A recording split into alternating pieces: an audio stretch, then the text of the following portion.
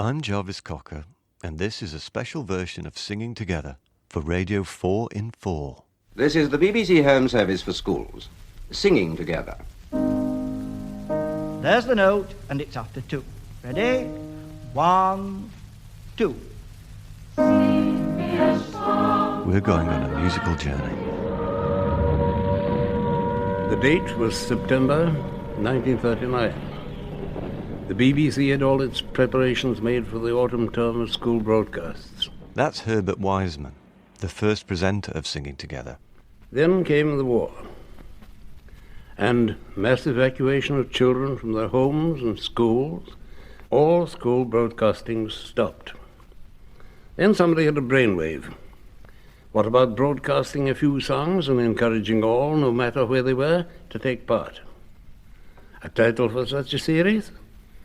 Oh, easy. Singing Together. And a start was made to the strains of Billy Boy.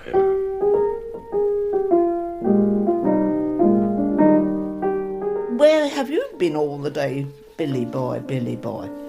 Singing Together.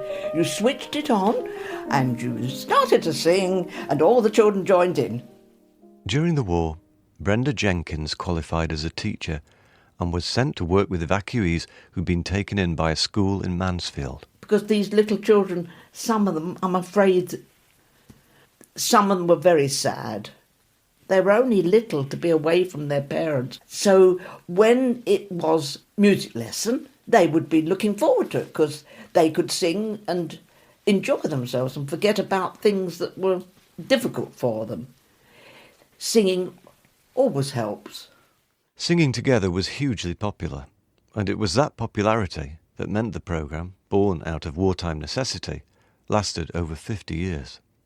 But on a personal level, the tapes I was most interested in finding are from the 1970s, when I was at school in Sheffield. I have my own pamphlet from that time. Here it is, listen. It's got my name scrawled across the top. It's Jesus is Crying, the Brazilian carol on pages 18 and 19. Oh yes, now I do remember that. I used to go carolling with some friends and we played that song. It's quite a nice one, isn't it? By this time, there was a growing awareness that the makeup of our schools was changing. And Singing Together tried to reflect this. While still heavily based around traditional British folk songs, the producers started to introduce material from around the world.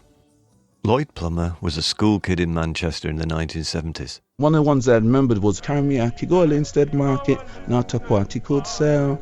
And the thing about that one is my parents come from the St. Catherine area in Jamaica, and Linstead Market was like their main centre where they would go and trade. Not a party would sell. But no matter how fast they ran, they couldn't keep up. The world was changing, and Singing Together struggled to engage a new generation of teachers and listeners. It ended in the mid-1990s. That ends Singing Together for this morning. Goodbye, schools. So, have we lost something? Is it something important?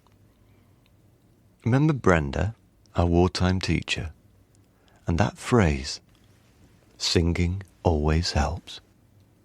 Well, I certainly think it does.